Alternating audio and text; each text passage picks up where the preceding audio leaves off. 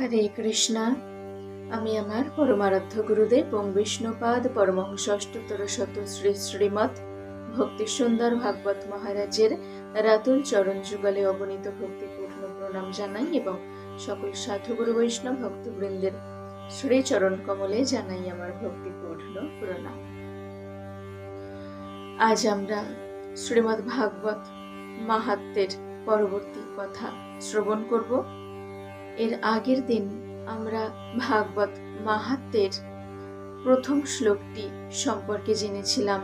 সচিদানন্দ রূপায় বিশ্বোৎপত্ত্যাদি হেতবে তাপত্রয় বিনাশায় শ্রীকৃষ্ণায় বয়ং নমঃ।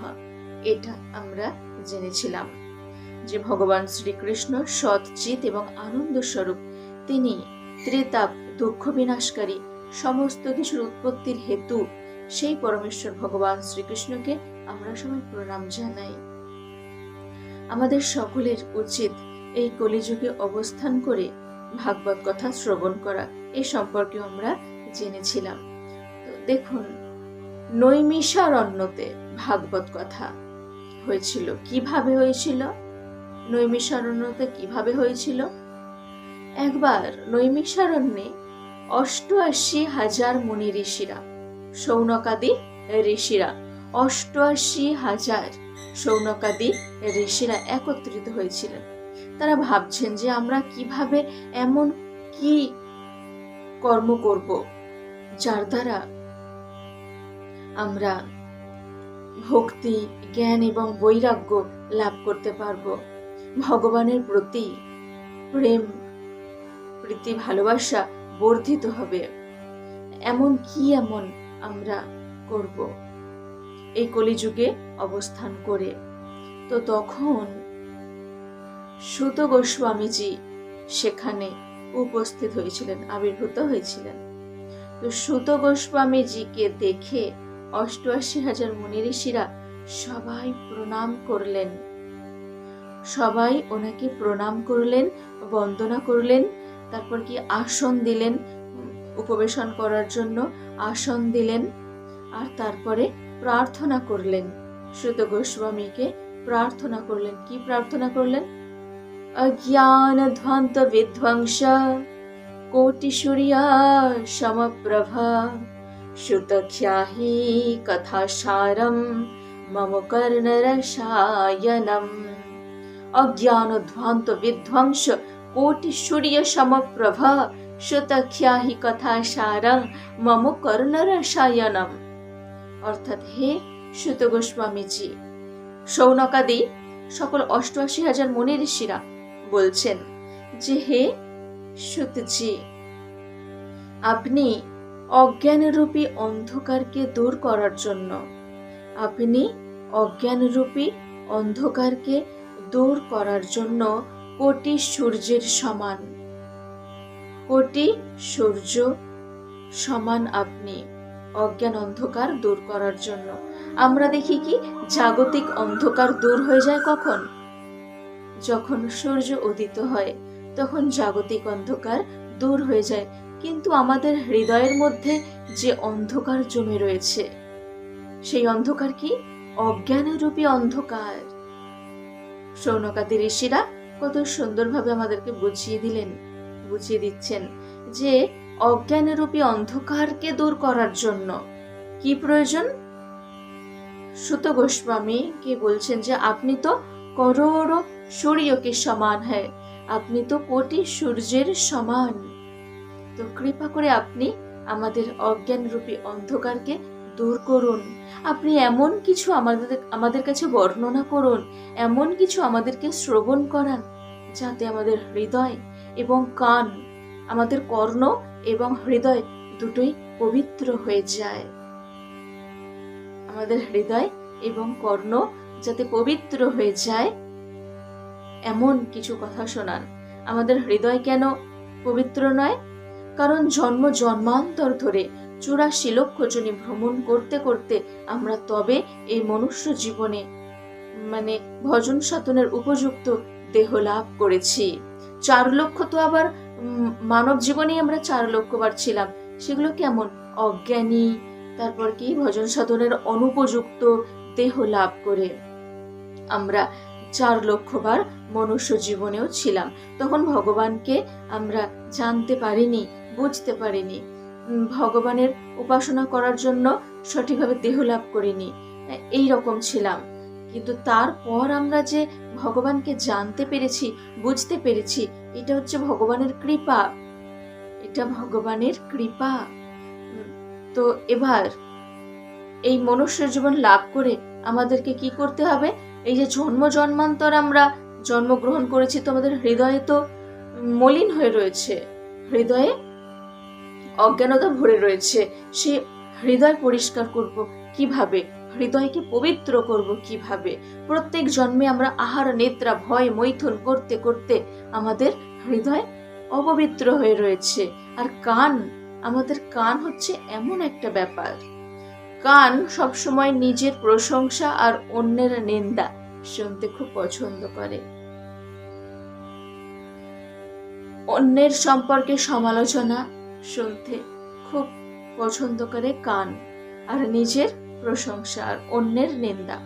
তো সেই জন্য কান আমাদের অপবিত্র। তো সুত গোস্বামীজি বললেন, শৌনকাদি ঋষিগণ বললেন যে আপনি আমাদেরকে এমন কোনো কথা শোনান যার দ্বারা আমাদের হৃদয় এবং কর্ণ পবিত্র হয়ে যায়। তো হৃদয় এবং কর্ণ পবিত্র হওয়ার জন্য একমাত্র প্রয়োজন শ্রীমদ্ ভাগবত কথা শ্রবণ করা। তারপর আরো বলছেন শৌনকাদি ঋষিরা, 88,000 মুনি ঋষিরা বলছেন, আপনি এমন কোনো কথা শোনান যার দ্বারা জ্ঞান ভক্তি বৈরাগ্য লাভ হয়। কারণ এই জগতে মায়া, মায়ার প্রভাব চারিদিকে। কি মায়া? বৈষ্ণব মায়া। বৈষ্ণব মায়া কেন বলা হয়েছে? কারণ ভগবান শ্রীকৃষ্ণের ছায়া স্বরূপিণী মায়া দেবী, তিনি দুর্গা দেবী। ব্রহ্মসংহিতায় শ্রী ব্রহ্মা বলছেন, সৃষ্টি স্থিতি প্রলয় সাধক বিষ্ণুরেকা ছায়েব যস্য ভুবনানি বিভর্তি দুর্গা ইচ্ছানুরূপমপি যস্য চ চেষ্টতে সা গোবিন্দমাদি পুরুষম তমহং ভজামি। অর্থাৎ সৃষ্টি স্থিতি এবং প্রলয় কার্য সম্পাদন করে থাকেন যিনি, ভগবান শ্রীহরির ছায়া শক্তি স্বরূপিণী মায়া শক্তি স্বরূপিণী, তিনি দুর্গা, তিনি দুর্গা দেবী। তিনি জগতের সর্বত্র ওনার প্রভাব। মায়া দেবী, তিনি মায়া দেবী, তিনি সর্বত্র জগৎকে ঘিরে রেখেছেন আষ্টে পৃষ্ঠে মায়ার প্রভাবে। তো যেহেতু ভগবানের নির্দেশে সবকিছু তিনি করছেন, সেই জন্যই মায়াকে কি বলা হয়েছে? বৈষ্ণব মায়া। তো এই জগতে বৈষ্ণব মায়া অত্যন্ত প্রবল। গীতায় ভগবান বলছেন, দৈবী হ্যেষা গুণময়ী মম মায়া দুরত্যয়া মামে বা ইয়ে প্রপদ্যন্তে মায়া মেতাং তরন্তিতে। এই সমস্ত মায়া মোহ থেকে দূর হওয়ার জন্য একমাত্র প্রয়োজন ভগবানের শরণাগত হওয়া।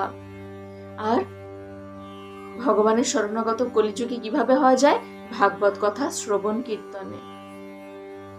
আরো বলছেন শৌনকাদি ঋষিরা যে আপনি এমন কোনো কথা শোনান যার দ্বারা ভগবানের ভক্তি যেন আমাদের মধ্যে বর্ধিত হয়, আমরা যেন ভক্তি ভাব আমরা লাভ করতে পারি হৃদয়ে, আমাদের মধ্যে যেন ভক্তিভাব জাগ্রত হয়, এমন কোনো কথা শোনান। কারণ এই কলিযুগে মানুষ দেখতে মানুষ, কিন্তু আসরিক প্রবৃত্তিতে ভরপুর রয়েছে। আহার নিদ্রা ভয় মৈথুনঞ্চ সামান্য মে তৎপশুভির নরানাম ধর্মহি তেষামধিক বিশেষ ধর্মেন হীনা পশুভি সমানা। অর্থাৎ আহার নিদ্রা ভয় মৈথুন, এই 4টি প্রবৃত্তি মানুষ আর পশু উভয়ের মধ্যে দেখা যায়। তাহলে মানুষ আর পশুর মধ্যে পার্থক্য কোথায়? মানুষ আর পশুর মধ্যে পার্থক্য হচ্ছে এখানেই, মানুষ ভগবত তত্ত্ব সম্বন্ধে অনুসন্ধান করতে পারে, কিন্তু একজন পশু ভগবত তত্ত্ব সম্বন্ধে অনুসন্ধান করতে পারে না, বুঝতে পারে না ভগবানের কথা। তো সেই জন্য মানুষ শ্রেষ্ঠ। তো কলিযুগের মানুষ দেখতে মানুষ, কিন্তু আসরিক প্রবৃত্তিতে ভরপুর। কাম ক্রোধ লোভ মোহ মদ মাৎসর্য, এই যে আসরিক প্রবৃত্তিগুলো পশুর মধ্যে দেখা যায়, মানুষের মধ্যেও দেখা যায়। এই কলিযুগের মানুষ এই রকম। তো কিভাবে আমরা ভালো হব, কিভাবে এই সমস্ত আসরিক প্রবৃত্তি আমাদের মধ্যে থেকে দূর হয়ে যাবে, আমরা কিভাবে সদ্গুণে গুণান্বিত হব, সদ্গুণে গুণান্বিত হওয়ার জন্য কি প্রয়োজন, কিভাবে আমাদের হৃদয়ে ভগবানের প্রতি ভক্তি ভাব জাগ্রত হবে, বৈষ্ণব মায়া থেকে আমরা কিভাবে মুক্ত হব, জ্ঞান ভক্তি বৈরাগ্য আমাদের হৃদয়ে কিভাবে একসাথে জ্ঞান ভক্তি বৈরাগ্য আমরা লাভ করতে পারবো, কিভাবে আমাদের হৃদয় এবং কান পবিত্র হবে, কৃপা করে আপনি আমাদের সেই কথা শ্রবণ করান, যার দ্বারা আমরা ভগবত ভক্তি লাভ করতে পারবো। এমনকি আমরা আত্মশোধন কিভাবে করব, নিজেকে শোধন কিভাবে করব, এমনকি কৃষ্ণ প্রাপ্তি কিভাবে হবে, কৃষ্ণ প্রাপ্তির সর্বোত্তম সাধন কি, কৃপা করে আপনি আমাদেরকে শ্রবণ করান কৃষ্ণ প্রাপ্তির সর্বোত্তম সাধন কি। তো এইভাবে সবাই মিলে প্রার্থনা করছেন। তারপরে বলছেন কি যে পরশমণি, চিন্তামণি, পরশমণি আমাদের সব সুখ প্রদান করতে পারে। পরশমণি একটা পাথর রয়েছে, যেখানেই স্পর্শ করা যায় সেটাই কি হয়ে যাবে, সোনা হয়ে যাবে। আপনি যা বলবেন সে তাই আপনার সামনে এনে দেবে। বলছে পরশমণি পাথর, চিন্তামণি, পরশমণি আমাদেরকে সব সুখ প্রদান করতে পারে, কিন্তু বৈকুণ্ঠ সুখ প্রদান করতে পারে না। জাগতিক সব সুখ প্রদান করতে পারে, এমনকি স্বর্গ সুখ প্রদান করতে পারে। আর স্বর্গ সুখ মানে তো ফিরে আসতে হবে আবার পুনরায় পৃথিবীতে। তেতং ভুক্ত্বা স্বর্গলোকং বিশালং ক্ষীণে পুণ্যে মর্ত্যলোকং বিশন্তি, গীতায় ভগবান বলছেন যে স্বর্গে পুণ্য সঞ্চয় করে যাওয়া যায়, তারপর পুণ্যের মেয়াদ শেষ হয়ে গেলে আবার পৃথিবীতে ফেরত পাঠিয়ে দেওয়া হয়, গীতায় ভগবান বললেন। তো তাহলে স্বর্গসুখটাও তো ভক্তদের কাম্য নয়, কারণ ওটা স্থায়িত্ব নেই, চিরস্থায়ী নয় সেই সুখ, স্বর্গসুখ। তো চিন্তামণি পাথর আমাদের স্বর্গসুখ পর্যন্ত প্রদান করতে পারে, কিন্তু বৈকুণ্ঠে নিয়ে যেতে পারে না, যেখানে গেলে আর কখনো ফিরে আসতে হয় না। তো সেই বৈকুণ্ঠ ধামে আমাদেরকে নিয়ে যেতে পারে না। তো বৈকুণ্ঠ ধামে যাওয়ার জন্য আমাদের কি করণীয়, বৈকুণ্ঠ ধামে যাওয়ার জন্য আমাদের কি করণীয় সে সম্পর্কে বলা হয়েছে যে প্রায়স্মৃতি গুরু প্রীত, প্রায়চ্ছতি গুরু স্মৃত, অর্থাৎ আমাদেরকে কি করতে হবে, শ্রী গুরুদেবকে সন্তুষ্ট করতে হবে, শ্রী গুরুদেবকে প্রসন্ন করতে হবে, শ্রী গুরুদেবের কৃপা লাভ করতে হবে। দেখুন প্রথমেই আমাদেরকে কি বলা হচ্ছে যে কৃষ্ণ প্রাপ্তির সাধনের সর্বোত্তম সাধনের প্রথমেই রয়েছে প্রায়চ্ছতি গুরুঃ প্রীত, প্রায়চ্ছতি গুরুঃ প্রীত, যে শ্রী গুরুদেবকে প্রসন্ন করতে হবে, সুখী করতে হবে, শ্রী গুরুদেবের কৃপা লাভ করতে হবে, যেটা গীতাতেও সর্বশাস্ত্রে এ কথা বলা হয়েছে। গীতাতেও ভগবান শ্রীকৃষ্ণ বলছেন তদ্বিদ্ধি প্রণিপাতেন পরিপ্রশ্নেন সেবয়া উপদেক্ষন্তি তে জ্ঞানং জ্ঞানিনস্তত্ত্বদর্শিনঃ, অর্থাৎ বলা হয়েছে কি ভগবান বলছেন অপ্রাকৃত সেবা দ্বারা শ্রী গুরুদেবের সন্তুষ্টি বিধানের চেষ্টা করো। হে পার্থ, অপ্রাকৃত সেবা দ্বারা শ্রী গুরুদেবের সন্তুষ্টি বিধানের চেষ্টা করতে হবে, বিনম্র চিত্তে শ্রী গুরুদেবের কাছে প্রশ্ন জিজ্ঞাসা করতে হবে, বিনম্র চিত্তে শ্রী গুরুদেবকে প্রসন্ন করতে হবে, সন্তুষ্ট করতে হবে, তবেই সেই তত্ত্বদ্রষ্ট পুরুষ আমাদেরকে যথার্থ জ্ঞান প্রদান করবেন। বলা হয়েছে বামনকল্পে গুরু প্রসন্নে প্রসিদতি ভগবান হরিস্বয়ং, শ্রী গুরুদেব প্রসন্ন হলে ভগবান শ্রীহরি অতিশয় প্রসন্ন হয়ে যান, তৎক্ষণাৎ প্রসন্ন হয়ে যান। আরো গুরবাষ্টকমে বলা হয়েছে কি ইয়াস্য প্রসাদাৎ ভগবৎ প্রসাদো ইয়াস্য প্রসাদান্ন গতিঃ কুতোপি ধ্যায়ং স্তুবং তস্য যশস্ত্রী সন্ধ্যং বন্দে গুরু শ্রী চরণারবিন্দম, অর্থাৎ যার কৃপা পেলে তবে ভগবানের কৃপা লাভ করা যায়, আর যার কৃপা না থাকলে আমরা ভগবানের কৃপা কখনো কদাপি আমরা লাভ করতে পারবো না। সেই পরম কল্যাণ গুণনীতি শ্রী গুরুদেবের চরণ আমরা সন্ধ্যা বন্দনা করি। সংসারের সবকিছুই ব্যথা, সব কথাই ব্যথা, কেবলমাত্র কৃষ্ণ কথাই কথা। কথা কাকে বলে? শ্রীমদ্ ভাগবত কথা, মানে কৃষ্ণ কথাই হচ্ছে কথা। সংসারে কৃষ্ণ কথাই একমাত্র কথা, আর সবকিছু ব্যথা। কেন ব্যথা? কেন? কারণ যা কিছু আমরা কৃষ্ণ কথা ছাড়া, ভগবত কথা ছাড়া যা কিছু নিয়ে আমরা আলোচনা করি, কথাবার্তা বলি, সেগুলো সব আমাদের ব্যথা দিয়ে থাকে। সেগুলো সব আমাদের ব্যথা দিয়ে থাকে, আমাদের কষ্ট দিয়ে থাকে। কেবলমাত্র কৃষ্ণ কথাই আমাদেরকে শান্তি প্রদান করে থাকে। তো এবার আমরা জানবো, সবাই প্রশ্ন জিজ্ঞাসা করছেন যে অথাত কৃষ্ণ কথা, সেই জন্য আমাদের কি করতে হবে? কৃষ্ণ কথা শ্রবণ করতে হবে, অথাত গোবিন্দ কথা, গোবিন্দ কথা আমাদের জানতে হবে। তো এখানে বলা হয়েছে কি, যে প্রথমেই ওনারা প্রশ্ন করছেন, ৮৮,০০০ মুনি ঋষিরা প্রশ্ন করছেন যে কিভাবে জগতের সবকিছু সৃষ্টি হয়েছে, কিভাবে ভগবান সবকিছু সৃষ্টি করেন, কিভাবে পালন করেন, আবার কিভাবে প্রলয় করে থাকেন, কিভাবে আমাদেরকে আপনি কৃপা করে বর্ণনা করুন, কৃপা করে শ্রবণ করান যে কিভাবে সবকিছু হয়ে থাকে। দেখুন, সাংসারিক লোক ২৪ ঘন্টায় গ্রাম্য কথায় ব্যস্ত থাকে, ২৪ ঘন্টায় প্রজল্প করতে থাকে, কিন্তু ভগবানকে যিনি পেতে চান তিনি প্রজল্প থেকে দূরে থাকবেন।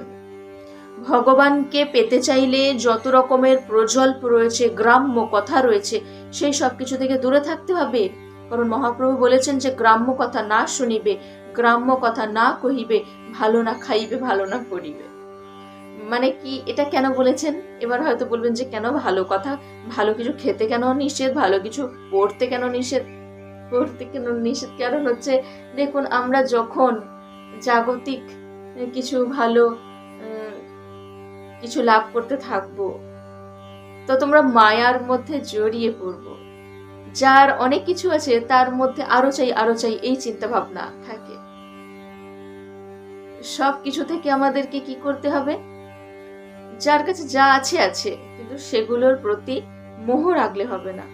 আমার কাছে অনেক আছে মানেই যে আমি যা ইচ্ছা করতে থাকবো, না, তা নয়। মহাপ্রভু বলে দিয়েছেন, গ্রাম্য কথা না শুনিবে, গ্রাম্য কথা না কহিবে, ভালো না খাইবে, ভালো না করিবে। তো এটা আমাদের মেনে চলতে হবে। এটা মেনে চললে কি হবে জানেন? মহাপ্রভু বলছেন যে এইগুলো মেনে চললে আমাদের মধ্যে যে ইগো ভাব, অহংকার, এটা দূর হয়ে যাবে। তখন আমরা ত্রিনাদপি শুনিচেন হয়ে যেতে পারবো। ত্রিনাদপি শুনিচেন তররিব সহিষ্ণু না অমানিনা মানদেন কীর্তনীয় সদাহরি। যে তৃণের অপেক্ষাও তখন আমরা ক্ষুদ্র জ্ঞান করতে পারবো, তরুর ন্যায় সহিষ্ণু হতে পারবো। কিন্তু আমরা যদি অত্যাধিক আড়ম্বরের মধ্যে, আভিজাত্যের মধ্যে থাকি, তখন ওই বৈষ্ণবীয় মায়া আমাদের কাষ্টে বিষ্টে ঘিরে ধরবে। সেই জন্য আমাদেরকে সবসময় কি করতে হবে? বলছে যে যাকে লাভ করলে সবকিছু লাভ হয়ে যায়, তাকে লাভ করার চেষ্টা করতে হবে। বলে যে ভগবানকে যিনি পেতে চান, ভগবানের ধামে যিনি যেতে চান, ভগবানের প্রতি ভক্তি ভাব যিনি রাখতে চান, তিনি অবশ্যই ৬টা জিনিস থেকে দূরে থাকবেন। শ্রীল রূপ গোস্বামী পাদ উপদেশামৃত সিন্ধু গ্রন্থে বলে দিলেন আমাদেরকে ৬টা জিনিস থেকে দূরে থাকতে হবে। এই ৬টা জিনিস কি? অত্যাহার প্রয়াসশ্চ প্রজল্প নিয়মাগ্রহ জনসঙ্গশ্চ লৌল্যঞ্চ সর্বের ভক্তির বিনশ্যতি। মানে আমাদের মধ্যে যে ভক্তিভাব, এই ভক্তিভাবে বাধা দেয়, ভক্তিভাব বিনষ্ট করে দেয় ৬টি জিনিস। কি? শ্রীল রূপ গোস্বামী পাদ তিনি উপদেশামৃত সিন্ধু গ্রন্থের ২য় শ্লোকে বলছেন অত্যাহার প্রয়াসশ্চ প্রজল্প নিয়মাগ্রহ। জনসংগশ্চ লৌল্যঞ্চ সর্বীর ভক্তের বিনশ্রীতি। অত্যাহার মানে অত্যধিক আহার বর্জন করতে হবে। সবসময় খাই খাই খাই খাই করলে হবে না, অত্যধিক আহার বর্জন করতে হবে। অত্যাহার প্রয়াসশ্চ, প্রয়াস, এটা তো খাওয়াটা মানুষ কন্ট্রোল করে ফেলবে, কিন্তু প্রয়াস কি? প্রয়াস জড়জাগতিক সবকিছু লাভের প্রয়াস। আমার এটা চাই, ওটা চাই, ওটা চাই, এটা সংগ্রহ করা, ওটা সংগ্রহ করা, এটা ওটা সেটা। যার আছে অনেক কিছু সেও ছুটছে, যার নেই কিছু সেও ছুটছে, যার অল্প কিছু আছে সেও ছুটছে। কোথায় ছুটছে? আরো আরো চাই, আরো চাই, আরো কিছু লাভ করতে হবে, আরো কিছু লাভ করতে হবে, জাগতিক এটা ওটা সেটা। কিন্তু দেখুন, যেগুলো আমাদের ফেলে রেখে চলে যেতে হবে, পৃথিবীর ধন সম্পত্তি পৃথিবীতে পড়ে থাকবে, শুধু আমরা চলে যাব, কিন্তু তবুও সেগুলো লাভের জন্য মানুষ চেষ্টা করতে থাকে। অত্যাহার, এক নম্বর হচ্ছে অতি আহার করতে নেই। প্রয়াস হচ্ছে অত্যধিক প্রয়াস, এটা লাভ করবো, ওটা লাভ করবো, জাগতিক ধন সম্পত্তি লাভের প্রয়াস অত্যধিক করতে নাই, মানে অধিক কোনগুলো করতে নাই, অধিক খেতে নাই, অধিক এটা লাভ করা ওটা লাভ করা, জাগতিক ধন সম্পত্তি লাভের চেষ্টা করতে নাই, প্রয়াস করতে নাই। প্রজল্প, দেখুন প্রজল্প মানে গ্রাম্য কথা, নিন্দা, সমালোচনা, এগুলো করতে নাই। এগুলো ভক্তির বাধক, বাধা দিয়ে থাকে ভক্তির জীবনে, অগ্রসর হতে বাধা দেয়। তাহলে কি? প্রজল্প। নিয়মাগ্রহ, কোন নিয়মের প্রতি অত্যধিক আগ্রহ দেখানো উচিত নয়। আমাদের পূর্বতন আচার্যরা যেমন ভাবে নিয়ম বলে গেছেন, এভাবে করা উচিত, ওভাবে করা উচিত, সেভাবেই করা উচিত। কোন নিয়মের প্রতি অধিক আগ্রহ দেখানো উচিত নয়, আবার কোন নিয়মকে অবহেলা করা উচিত নয়। নিয়মাগ্রহ। জনসংগশ্চ, 5 নম্বর হচ্ছে জনসঙ্গ। জড় জাগতিক মানুষের সঙ্গ অধিক করতে নাই। যারা জড় বিষয়ে সবসময় মেতে থাকে তাদের সঙ্গে বেশি মিশতে নাই, তাদের সাথে বেশি কথা বলতে নাই, কারণ তাদের সাথে বেশি কথা বললে তাদের মতোই হয়ে যেতে হবে। অধিক মিশতে নাই। যদি মিশতেই হয় তাহলে তাদেরকে কৃষ্ণ ভক্তি পথে তাদেরকে আনার চেষ্টা করতে হবে, কিন্তু তাদের কথা মতো চলবো এরকম করতে নাই। শ্রীল গোস্বামীপাদ বলে দিয়েছেন যে অত্যাহার প্রয়াসশ্চ প্রজল্প নিয়মাগ্রহ জনসংগশ্চ মানে জড়জাগতিক জড় বুদ্ধি সম্পন্ন মায়াগ্রস্ত বুদ্ধি সম্পন্ন ব্যক্তিদের সাথে মিশতে নাই। জনসংগশ্চ লৌল্যঞ্চ, এটা হচ্ছে চিত্তের চঞ্চলতা। লৌল্য মানে হচ্ছে চিত্তের চঞ্চলতা।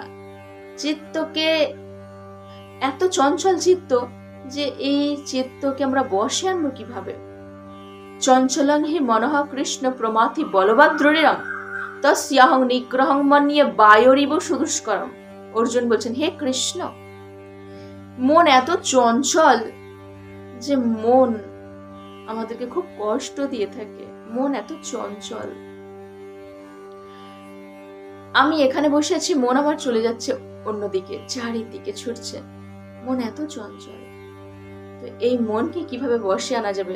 বায়ুকে নিরোধ করা যেমন কঠিন, সেরকম মনকে নিরোধ করা তার থেকে বেশি কঠিন। মন কিভাবে বসে আসবে?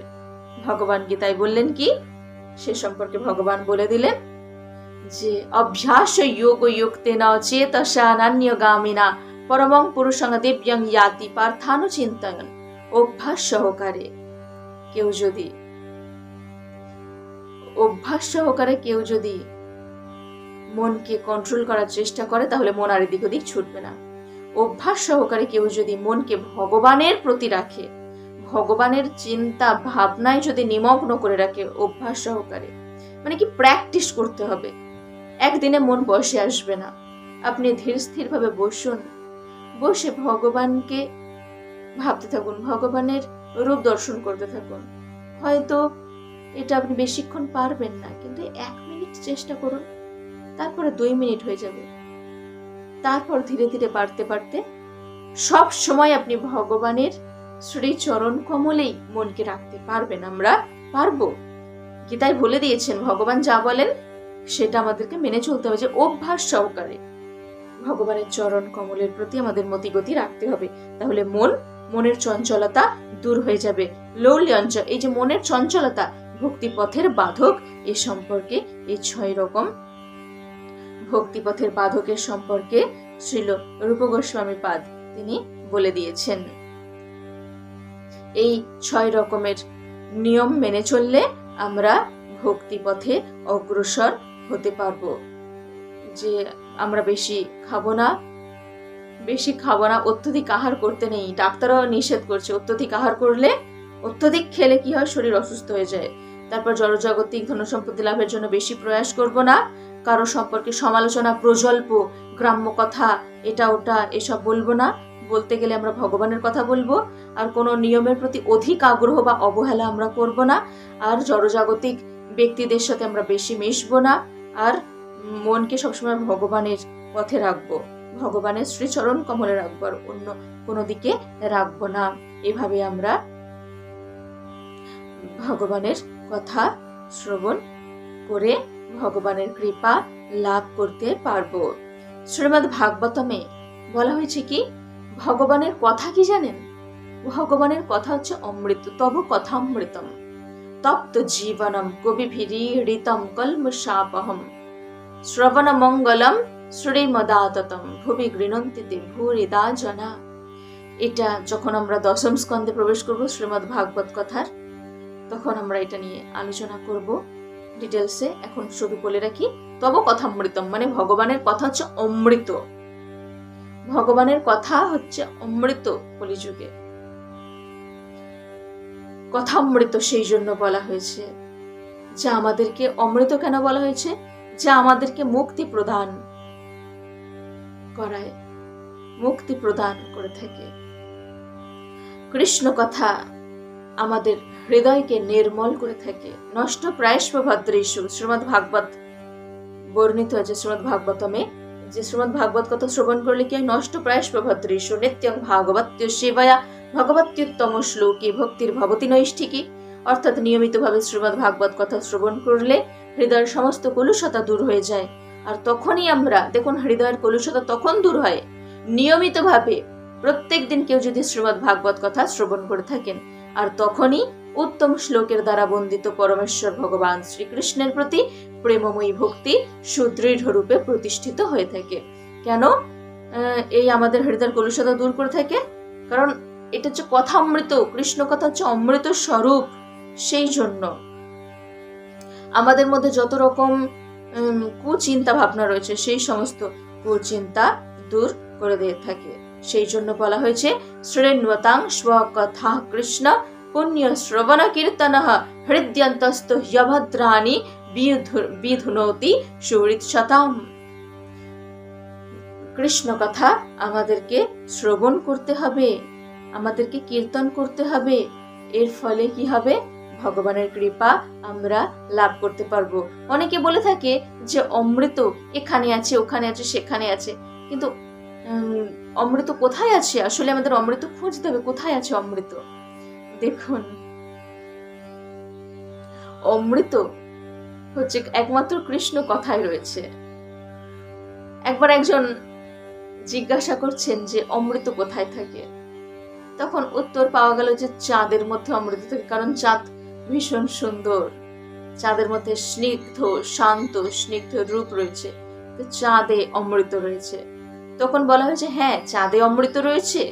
চাঁদে যদি অমৃত থাকতো তাহলে চাঁদ 15 দিন চাঁদকে দেখা যায়, চাঁদ বড় হতে থাকে, বৃদ্ধিপ্রাপ্ত হতে থাকে 15 দিন। আবার তারপর থেকে আবার চাঁদ হ্রাস পেতে থাকে। কেন? চাঁদের মধ্যে যদি অমৃত থাকে তাহলে চাঁদ হ্রাস পেতে থাকে কেন? কেন চাঁদ হ্রাস পেতে থাকে? কারণ ওই যে পূর্ণিমার পর থেকে চাঁদের সৌন্দর্য ধীরে ধীরে কমতে কমতে কমতে থাকে, অমাবস্যা দেখা দিয়ে দেয়, অন্ধকার চারিদিকে হয়ে যায়। আবার অমাবস্যার পর থেকে চাঁদের আলো ধীরে ধীরে ধীরে ধীরে বাড়তে বাড়তে পূর্ণিমাতে উজ্জ্বল হয়ে যায়। তো এইরকম 15 দিন কমে যায়, আবার 15 দিন বাড়তে থাকে। এই রকম কেন হয়? তাই চাঁদের মধ্যে কখনো অমৃত নেই। আবার বলা হয়েছে তাহলে তো অমৃত সাগরে রয়েছে, কারণ ক্ষীরসাগর থেকে অমৃত উত্থিত হয়েছে, তো সেই জন্য সাগরে অমৃত রয়েছে। তখন সবাই বলছে মানে বলা হচ্ছে যে সাগরে যদি অমৃত থাকে তো তাহলে সাগর থেকে বিষ উঠলো কি করে।